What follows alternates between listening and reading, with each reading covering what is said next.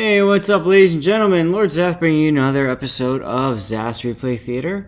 And we have Instant Cthulhu again here. Looks like a different clan tag. Did you switch clans, sir?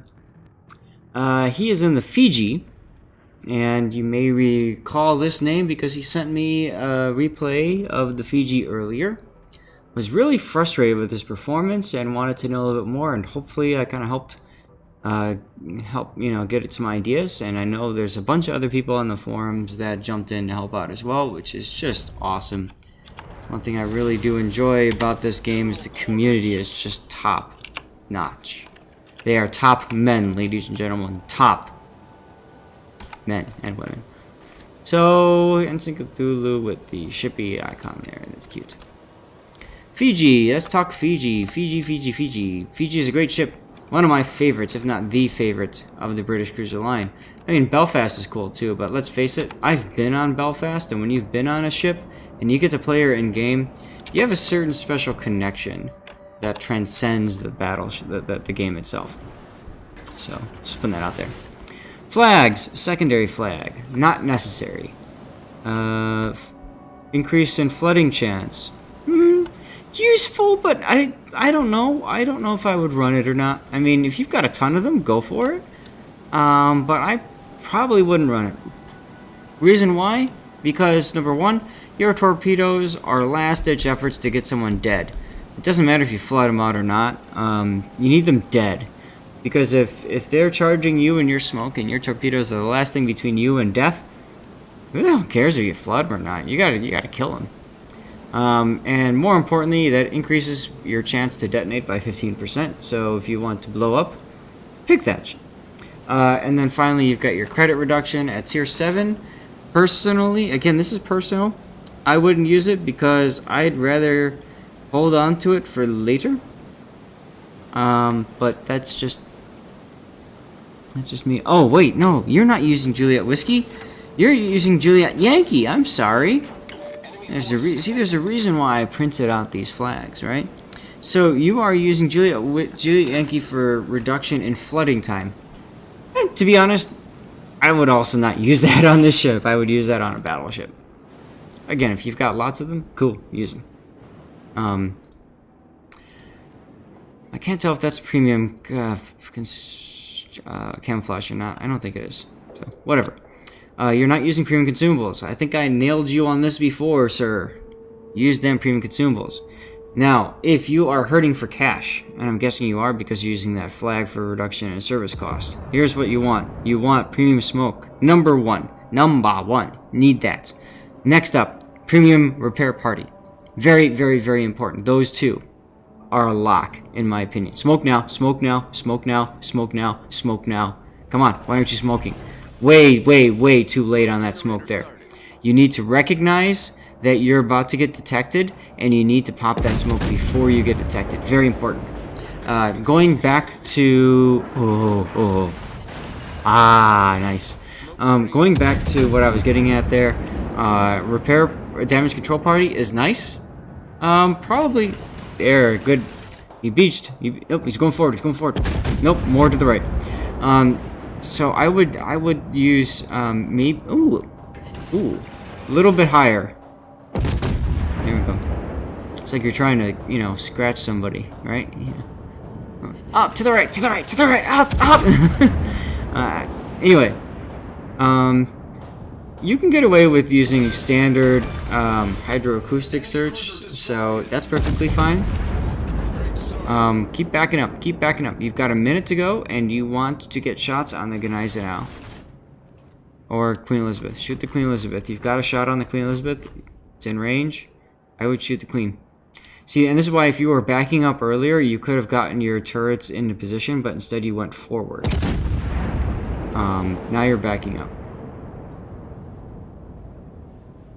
And here's why premium smoke is so useful. You'd have a full, minute less in between smokes, and you'd have one additional smoke. Smoke firing is your bread and butter in this ship. I will say it again. Smoke firing is your bread and butter in this ship. You have to get really good at knowing when to pop your smoke and how to use your smoke, and you have to get good at spamming that smoke as well. Okay, stop shooting. You are now 8 seconds away. Don't shoot anymore. You shoot more, they see you, they shoot you, you die, and then I'm done with my replay already.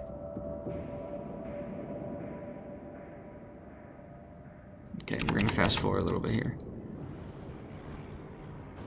Now, okay, it's in Edinburgh. I was gonna say, you got something over there with smoke.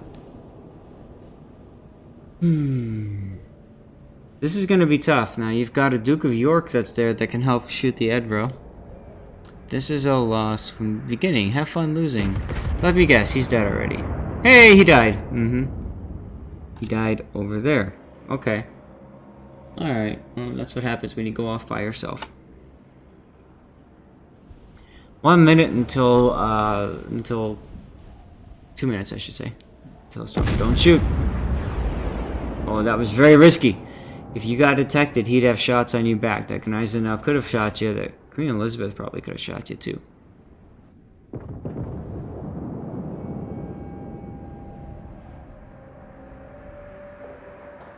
Now this is a tough position where you're putting yourself because you have to kind of hope that that the Edinburgh is the only ship that's there. Now, if you want to be real cheeky, you can get up right here, behind him, pop your hydro, and he gets detected in front of all these ships. Keep in mind, though, that it's incredibly risky because he can pop his hydro back and detect you, too. I would not have shot there.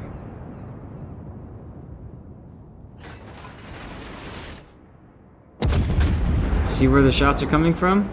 You're doing nothing except allowing yourself to get spotted and shot at. He is shooting from behind the island. See the shot?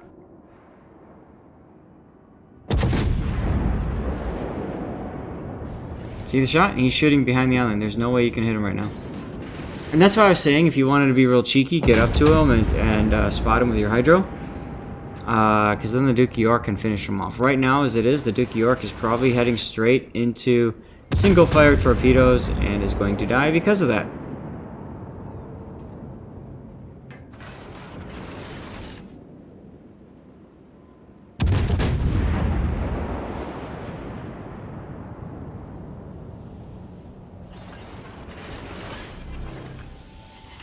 Smoke. Using your smoke here, I don't know if I would have used it or not.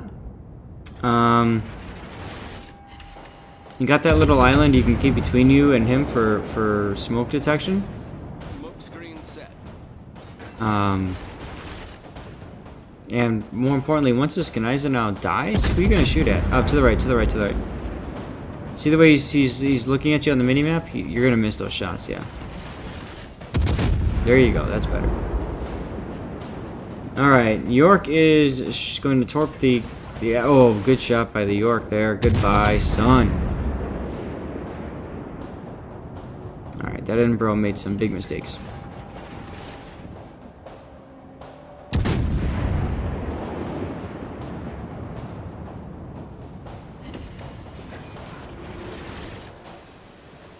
See, all this time you're in smoke wouldn't matter because he's on the other side of that little island there. Alright, now you're in a storm. Now, storm is actually good for Fiji because the AP is very powerful at close range. And you've got your torps, you've got the hydro.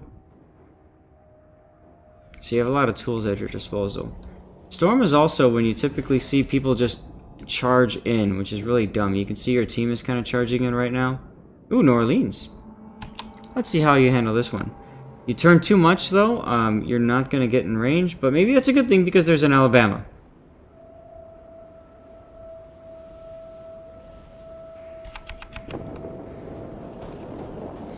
Yeah.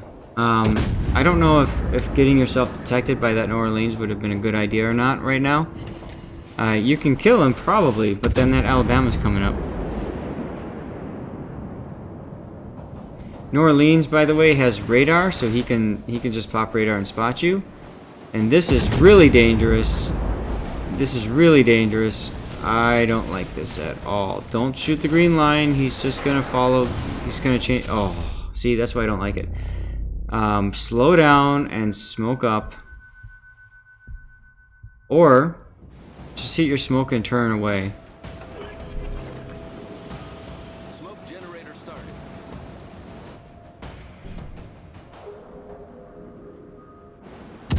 I like the fact that you're using your hydro here, because what that means is you'll probably spot him. Oh my god. Oh my god, you got 2 hits on him? Seriously?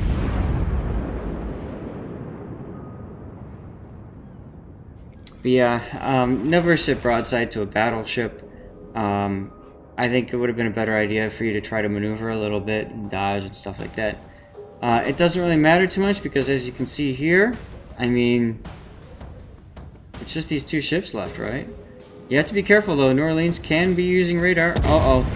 Yep, I was just about to say, if you shot when you're smoke there, you're going to get detected, and that's exactly what happened.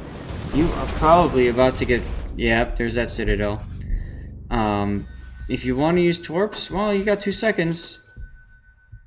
I think you jumped too much at that. You could have waited a little bit longer, turned more to the right or whatever, and gotten your torps off. That being said, you're single firing, and the Alabama kind of knows what's coming, so that's good.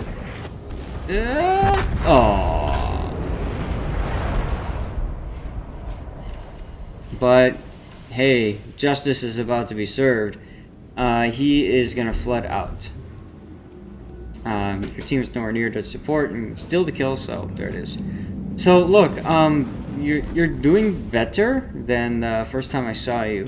You still need to work on your reaction time and when you're going to use smoke and when you're not going to use smoke.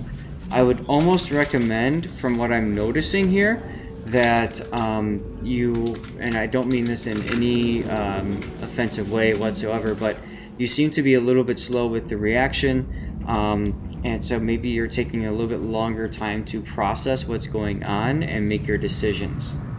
So what I'm getting at here is cruisers are very much based on the use of consumables. Like I said, your smoke is your bread and butter, so learning how to use that is really important. So there it is.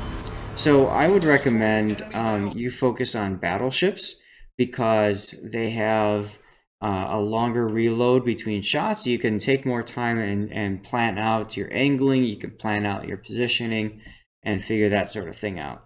So personally, that's what I would suggest. I would even almost recommend using destroyers first instead of cruisers. If you really do want to work on the Fiji and get good with the Fiji, then my suggestion would be to get good using destroyers. Get comfortable using smoke. Get comfortable, you know, working on torpedoes and stuff like that. Then return to the cruiser line. Just a suggestion, but I think that would help you quite a bit.